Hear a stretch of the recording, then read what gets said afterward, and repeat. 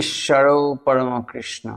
নমস্কার প্রিয় শ্রোতাবিন্দু, আজ আমি আপনাদের উদ্দেশ্যে যে ভিডিও নিয়ে এসেছি এর মূল বিষয়বস্তু হলো নাস্তিকতা। আপনারা সকলেই জানেন যে মানব সভ্যতার এক দুরারোগ্য ব্যাধি হচ্ছে নাস্তিকতা। আর এই নাস্তিকতা সভ্য মানব সভ্যতার সবচেয়ে বড় শত্রু। আর তার মধ্যে ভারতবর্ষে যে নাস্তিকগুলো আছে এরা হচ্ছে মূলত নাস্তিক নয়, এরা হচ্ছে সনাতন ধর্মবিদ্বেষী কিছু মনোরোগী কিংবা উন্মাদ বলতে পারে, যাদের মূল উদ্দেশ্য হচ্ছে সনাতন ধর্মকে নষ্ট করা কিংবা সনাতন ধর্মকে ধ্বংস করা। আর এই সব কিছু সনাতন ধর্মবিদ্বেষী উগ্র মনোভাব সম্পন্ন উন্মাদ কিংবা মনোরোগীগুলি একত্রিত হয়ে 5ই নভেম্বর কলকাতার রামমোহন লাইব্রেরি হলে একটি নতুন সংগঠনের জন্ম দেয়, যার নাম হচ্ছে নাস্তিক মঞ্চ। আমি আপনাদেরকে আজকে আমার এই ভিডিওর মাধ্যমে এই নাস্তিক মঞ্চের যেসব কার্যকর্তারা আছে তাদের প্রকৃত পরিচয়, উদ্দেশ্য এবং যে মিথ্যাচারিতা সেগুলি তুলে ধরার চেষ্টা করব। তো প্রথমেই যেহেতু আমি তাদের সঙ্গে আপনাদের পরিচয় করানোর চেষ্টা করব, তাই যে ব্যক্তিকে আপনাদের কাছে আমি প্রথম পরিচয় করাবো তিনি হচ্ছেন এই নাস্তিক মঞ্চের সঞ্চালক বাসুদেব ঘটক। প্রথমে আপনারা এই বাসুদেব ঘটকের পরিচয়টা শুনুন। আপনারা শুনলে অবাক হয়ে যাবেন, এই বাসুদেব ঘটক কিন্তু নাস্তিক নয়। বাসুদেব ঘটক মূলত সৎসঙ্গ থেকে দীক্ষিত, অনুকূল ঠাকুরের দীক্ষিত। তাছাড়াও এই বাসুদেব ঘটক সে নিজেই বলছে সে কিনা ব্রাহ্মণ ঘরের সন্তান। আমি ব্রাহ্মণ পরিবারের ছেলে। যাই হোক, এরপরে যাকে আপনাদের কাছে উপস্থিত করব তিনি হচ্ছেন এই নাস্তিক মঞ্চের সাধারণ সম্পাদক প্রতাপচন্দ্র দাস। প্রকৃতপক্ষে এই প্রতাপচন্দ্র দাস নামে সনাতন ধর্মের, কিন্তু ইনি কিছুদিন আগেই খ্রিস্টান ধর্ম অবলম্বন করেন এবং এই খ্রিস্টান মিশনারি থেকে টাকা পয়সা নিয়ে বর্তমানে সে নাস্তিক মঞ্চের সাধারণ সম্পাদক রূপে অধিষ্ঠিত হয় এবং সনাতন ধর্মবিদ্বেষী মতবাদগুলোকে সমাজের মধ্যে বিস্তার করার চেষ্টা করছে। এরপরে আপনাদের সাথে যাকে পরিচয় করাবো ইনি হচ্ছেন সুমিত চৌধুরী। এই সুমিত চৌধুরী কিছুদিন আগেও সিপিএম এর একটা ক্যাডার ছিল, কিন্তু বর্তমানে রাজ্য সিপিএম এর অর্থনৈতিক অবস্থা এতটাই খারাপ যে এদেরকে পোষামতো তাদের আর ক্ষমতা নাই, আর এদেরও জীবন জীবিকা নির্বাহের জন্য কোনো রাস্তা নেই। তাই এই সকল ক্যাডাররা একটা অল্টারনেটিভ প্ল্যাটফর্ম খোঁজার চেষ্টা করছে, আর সেটাই হলো এই নাস্তিক মঞ্চ। বিভিন্ন জায়গা থেকে যারা সনাতন ধর্মবিদ্বেষী যেসব সংগঠনগুলো আছে তাদের থেকে এরা অর্থনৈতিক সাহায্য প্রাপ্ত হয়, তার দ্বারাই এরা জীবন জীবিকা নির্বাহ করে এবং সনাতন ধর্মবিদ্বেষী কিছু প্রোপাগান্ডা সমাজের মধ্যে ছড়ানোর চেষ্টা করে। শুধু তাই নয়, এই সুমিত চৌধুরীর একটা নিজস্ব ইউটিউব চ্যানেল আছে, তার নাম হচ্ছে দ্য নিউজ কাউন্টার। আপনারা যদি এই চ্যানেলের প্রোগ্রামগুলো দেখেন বা থাম্বনেইল গুলো দেখেন তাহলে বুঝতে পারবেন এই কতটা সনাতন ধর্মবিদ্বেষী। যেমন এর একটা ভিডিও আছে, তার থাম্বনেইল দেখলে আপনারা বুঝতে পারবেন, সেখানে বলা হয়েছে পুরীর মন্দির আসলে ছিল বৌদ্ধ বিহার আর দীপাবলি আসলে বৌদ্ধদের উৎসব। তার মানে বুঝতে পারছেন এরা কিন্তু নাস্তিক নয়, এরা সনাতন ধর্মবিদ্বেষী আর সাথে সাথে এরা বুদ্ধের অনুসারী। তো যাই হোক, এরপরে আপনাদের সঙ্গে যার পরিচয় করাবো তার নাম হচ্ছে প্রশান্ত রায়। এই প্রশান্ত রায় আপনারা এর অনেক ভিডিও এই ইউটিউব চ্যানেলে দেখতে পাবেন। এই প্রশান্ত রায় হচ্ছে এই বহুজন সমাজ বলে একটা সংগঠন আছে, তার সাধারণ সম্পাদক। এ হচ্ছে খাঁটি সনাতন ধর্মবিদ্বেষী এবং এ বুদ্ধের মতামতকে প্রচার করার জন্য আপ্রাণ চেষ্টা করে। এ বি.আর. আম্বেদকরের অনুসারী বলে নিজেকে পরিচয় দেয়। তো এর অনেক ভিডিও আছে সনাতন ধর্মকে গালিগালাজ করে। তারপরে আপনাদেরকে যার সঙ্গে পরিচয় করাবো ইনি হচ্ছেন হযরত মুহাম্মদের একজন সাহাবী বা মুসলমান ধর্মের একজন মুমিন বলতে পারে। এর নাম হচ্ছে মইদুল ইসলাম। এর এছাড়া একটা পরিচয় আছে, ইনি হচ্ছেন পলিটিক্যাল সায়েন্সের একজন প্রফেসর এবং তাছাড়াও ইনি পিএইচডি করেছেন। তো তাতে করে ইনি একটা ভালো শিক্ষিত এবং গণ্যমান্য ব্যক্তি, যা মুসলমান সমাজের কাছে ইনি খুবই প্রাধান্য পায়। ইনি প্রকৃতপক্ষে নাস্তিক নয়, জান্নাতে যাওয়ার জন্য যা করণীয় সেটা ইনি করছে। ইনি খুব গোপন ভাবে এবং সূক্ষ্মভাবে সনাতন ধর্ম বিদ্বেষী মানে যে চিন্তা ভাবনা সেগুলোকে সমাজের মধ্যে তুলে ধরার চেষ্টা করছে এবং হযরত মুহাম্মদের যে মতামত সেটাকে ইনি সমাজের মধ্যে বিস্তার করার চেষ্টা করছে। তাহলে আপনাদেরকে আমি কিছু নাস্তিকের পরিচয় এখানে দিলাম। এছাড়াও এই নাস্তিক মঞ্চে আরো অনেক নাস্তিক বসে আছে যারা প্রকৃতপক্ষে নাস্তিক নয়, সব ফেক নাস্তিক। এদের মধ্যে বেশিরভাগই অবসরপ্রাপ্ত, অবসাদগ্রস্ত কিছু উন্মাদ নিকৃষ্ট মনোবৃত্তি সম্পন্ন লোক। এই সকল লোকগুলো ম্যাক্সিমাম এরা হচ্ছে বার্ধক্যজনিত রোগে ভুগছে। এদের জীবন জীবিকার জন্য সেই রকম কোনো অর্থনৈতিক সাহারা কিংবা সাপোর্ট নেই। তাই এরা সনাতন ধর্মবিদ্বেষী কিছু কথা বলে সনাতন ধর্মবিদ্বেষী যেসব সংগঠন আছে তাদের কাছ থেকে এরা কিছু সাহায্য লাভ করে। আর এইসব পরজীবী নাস্তিকদের মধ্যে এখানে যেমন উপস্থিত আছে এই নাস্তিক মঞ্চটির সভাপতি তপন দত্ত, তাছাড়া আরো উপস্থিত আছে কনিষ্ক চৌধুরী, আশিস লাহিড়ী, শুভরঞ্জন দাশগুপ্ত, এরকম অনেক নাস্তিক এখানে উপস্থিত আছে। তো যাই হোক, এখন আপনাদের সঙ্গে এই নাস্তিকদের পরিচয় করালাম। তো এখন আপনারা শুনুন এইসব ছোট লোক, নিজ মনোবৃত্তি সম্পন্ন সম্পূর্ণ উন্মাদ লোকগুলো কি বলছে। তো প্রথমে আপনাদের আমি যার বক্তব্য শোনাবো ইনি হচ্ছেন এই নাস্তিক মঞ্চের সঞ্চালক বাসুদেব ঘটক। প্রথমে শুনুন ইনি কি বলছে। বৌদ্ধ দর্শন, জৈন দর্শন, এরা সমস্তই কিন্তু হচ্ছে আপনার ঈশ্বরে বিশ্বাসী নয়, আত্মার অস্তিত্বে বিশ্বাসী নয়, এবং এরা বেদ বিরোধী। যারা বেদ বিরোধী ছিলেন তারাই হচ্ছে নাস্তিক। বেদ বিরোধী, স্বর্গ মানে না, ঈশ্বর মানে না, প্রথমত বেদ বিরোধীদের শুরু। তাহলে আজকে আপনারা বাসুদেব ঘটকের বক্তব্য শুনলেন। ইনি কি বলছেন যে বৌদ্ধ ধর্ম কিংবা জৈন ধর্ম এরা কেউই ঈশ্বরে বিশ্বাসী নয়, এরা কেউই আত্মাকে বিশ্বাস করে না, এরা হচ্ছে বেদ বিরোধী, আর বেদ বিরোধী মানে হচ্ছে নাস্তিক। তার মানে নাস্তিকের সংজ্ঞাটা খুব সরল ভাবে দিয়ে দিল, যারা বেদ বিরোধী তারাই নাস্তিক। আর শুধু তাই নয়, এছাড়াও ইনি কি বলছেন এটা শুনুন।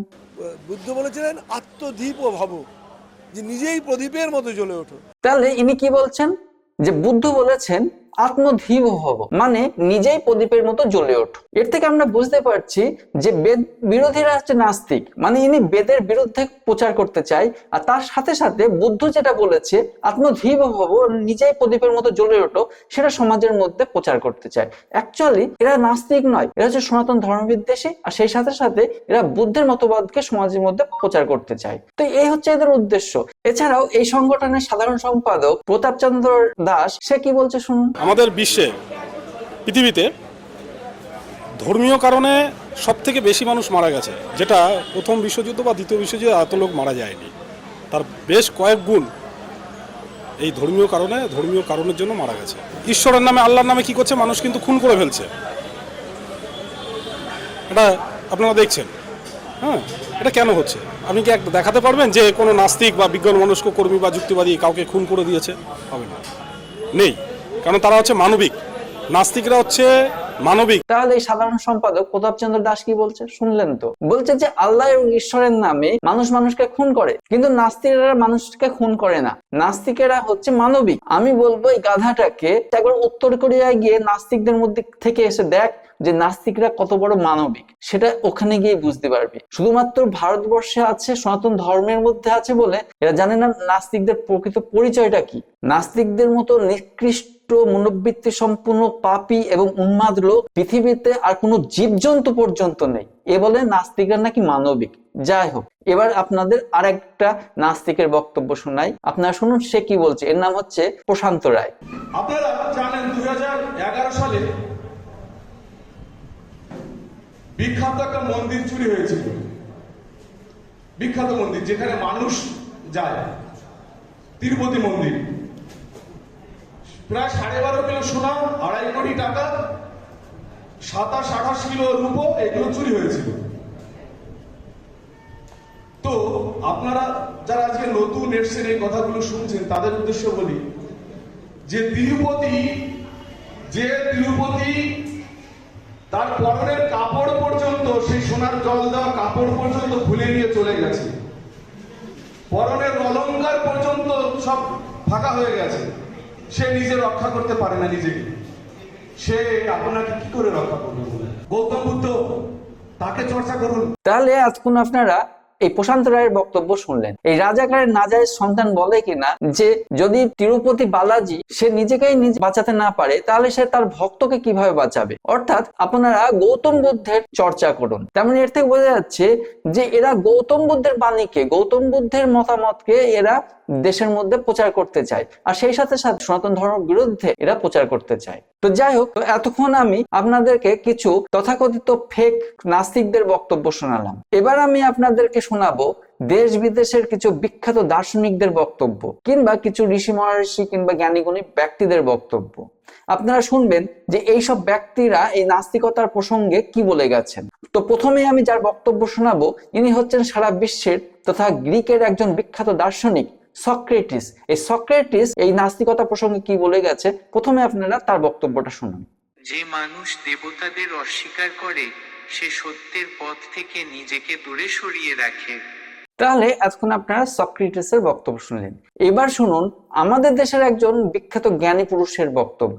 ইনি হচ্ছেন রবীন্দ্রনাথ ঠাকুর। রবীন্দ্রনাথ ঠাকুর এই নাস্তিকদের প্রসঙ্গে কি বলে গেছেন সেটা শুনুন। যে অস্বীকারে আনন্দ পায় সে সৃষ্টির সৌন্দর্য অনুভব করতে পারে না। মানুষের ভিতরের আলো কি ঈশ্বর? তাহলে রবীন্দ্রনাথের বক্তব্য শুনলেন। এরপরে আমি যার বক্তব্য শোনাবো তিনি হচ্ছেন স্বামী বিবেকানন্দ।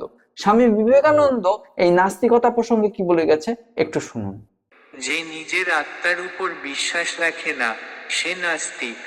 নাস্তিকতা মানে ঈশ্বরে অবিশ্বাস নয়, নিজের শক্তিতে অবিশ্বাস। তো এরপরে আমি আপনাদেরকে আরেকজন বিদেশের বিখ্যাত ফিলোসফার বা দার্শনিকের বক্তব্য শোনাবো। ইনি সক্রেটিসের একই শিষ্য, এর নাম হচ্ছে প্লেটো। তো এই প্লেটো কি বলে গেছেন এটা একটু শুনুন। যে ঈশ্বরে অবিশ্বাস করে সে ন্যায় বিচারের ধারণাকেও ধ্বংস করে।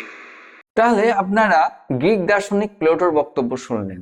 এবার আপনাদেরকে শোনাবো মহাত্মা গান্ধীর বক্তব্য, যে গান্ধীজি এই নাস্তিকদের বিষয়ে কি বলে গেছেন।